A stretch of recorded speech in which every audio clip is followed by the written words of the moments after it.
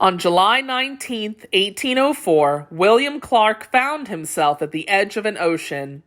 It was not the Pacific Ocean, the vast sea to the west, that Clark and his friends hoped to reach. In fact, it was not an ocean of water at all. It was a large, flat area of land covered in grass called a prairie. A prairie is also called a grassland. A prairie goes on as far as the eye can see, just like the ocean. So the prairie looked like an ocean because it went on as far as the eye could see, just like an ocean seems to do when you look at it. Clark was out hunting for the expedition and spotted some elk tracks, which he followed up a hill. He later described what he found at the top. I came suddenly into an open and boundless prairie. I could not see the edges in any direction. This was so sudden and entertaining that I forgot the elk I had been following. Clark had reached the eastern edge of what today we call the Great Plains. Wild grass as high as Clark's knees stretched out and blew gently in the wind, interrupted every so often by a hill or grove of trees.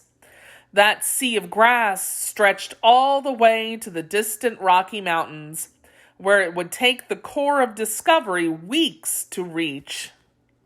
During those weeks, the explorers saw many plants and animals new to them.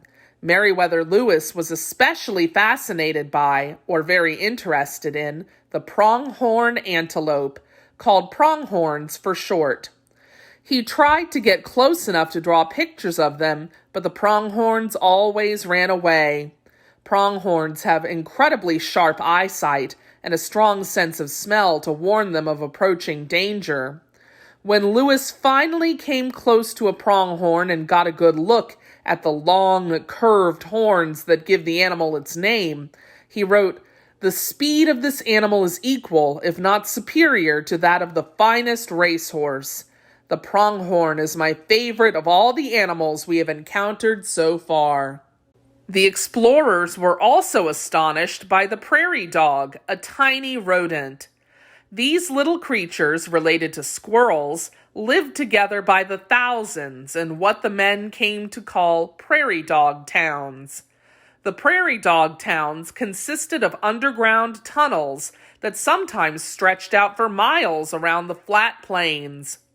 "We have to catch one of these to send back to President Jefferson," William Clark declared. But catching a prairie dog was not so easy. One prairie dog, standing guard above its hole in the ground, saw the men coming and chirped a high-pitched warning. Instantly, all the creatures dived down into the ground. The men dug down after them but found that all the tunnels went down more than 6 feet below the surface, spreading out in all directions with emergency exits to escape their many predators, hawks, coyotes, and snakes, all of whom considered prairie dogs to be delicious snacks. Clark wrote down their findings about the prairie dog and pronghorn antelope in his journal. Still following the Missouri River across the prairie, the expedition moved on. Soon they began to meet new tribes of Native Americans.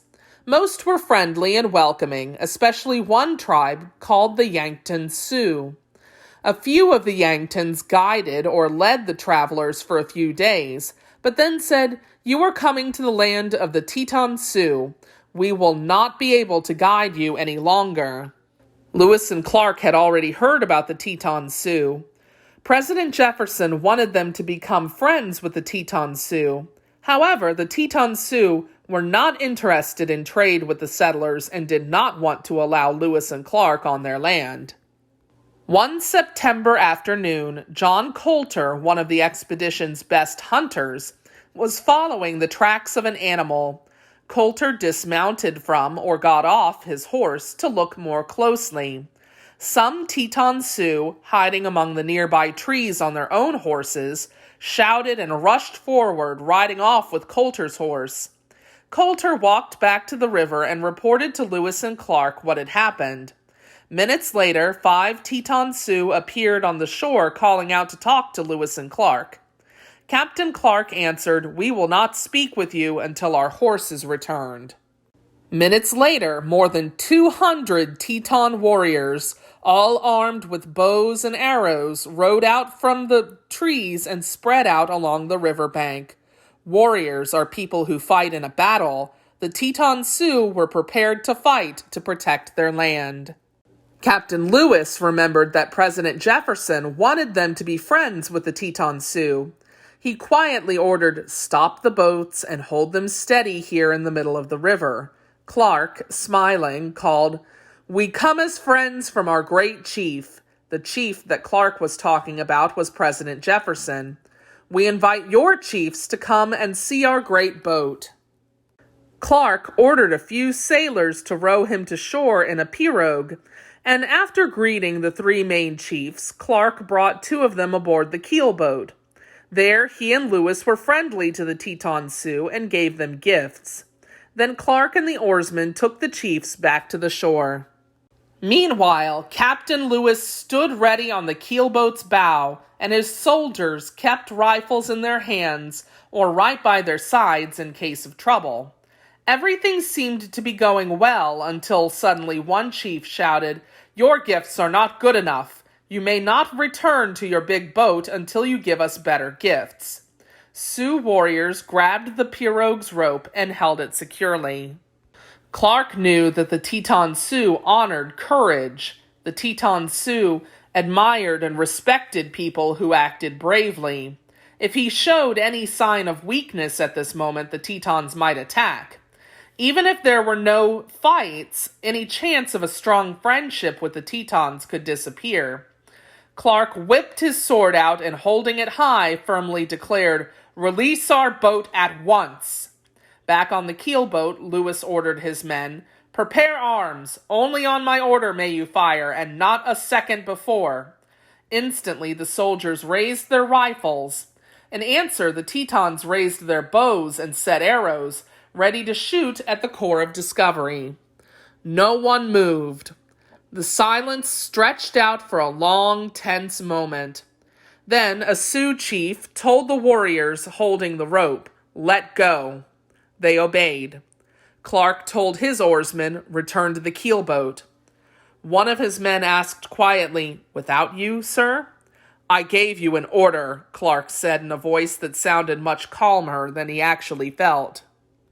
As the pirogue pushed off from the riverbank, Teton warriors surrounded Clark. Lewis could only see his friend's hat over the shoulders of the Sioux. Lewis gave orders, and as the pirogue reached the keelboat, a number of armed soldiers got into the pirogue and started back for Clark. But then, suddenly, the Tetons moved away from Clark. Clark's bravery had impressed the Tetons. The Tetons thought that Clark was brave because he stood up to them. They smiled in friendship and invited the members of the expedition to their village. The explorers accepted the invitation. The Corps of Discovery had survived a dangerous situation. What they did not know was that even greater dangers and even greater victories still lay ahead.